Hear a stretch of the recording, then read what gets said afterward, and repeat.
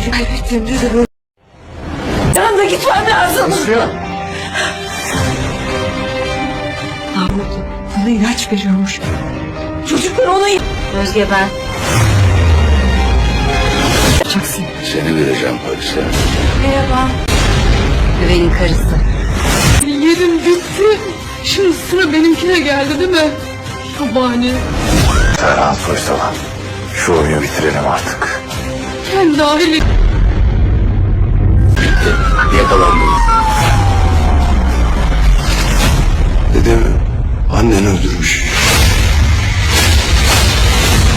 كما لاحظنا في الإعلان الترويجي لمسلسل المتوحش الإعلاني الثاني رجوع زوجه جوفان ممن سبب توتر لينسلهان وجعلها متوترة للحظات وتحس من هذا الموقف أن نسليهان تقول لنفسها ليس هذا الوقت مناسب لك ولكن ننظر إلى زوجه جوفان أنها رجعه بقوه وأن دورها أن ترجع بزوجها جوفان وتسافر معه ولا تتركه مع نسلهان أما بالنسبه ليمان سيعرف أني من قتل جده الشرف هو سرحان وشبنام وسيبلغ الشرطه ولكن سرحان المكاري سيعرف يخلص نفسه زي كل مره ويجعل هذه الجريمة أن يتورط فيها هو أبو رايا ويجعله هو أن يدخل السجن ويخلص نفسه من الجريمه هو وشبنام ولكن من مخيلتي أنا أن شبنام لما تقربت من متين وعملت ما هو علاقه كان الغرض منها أن تتقرب منه ليطمئن لها وهي مخططه هي وسرحان في أوقاع متين في هذه الجريمة.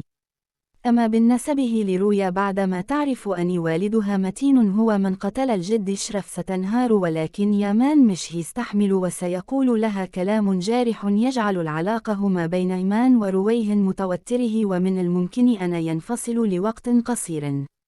لا تنسى أرجو منك يا صديقي الصدوق لا تنسى الاشتراك وتفعيل الجرس لكي نكون أصدقاء.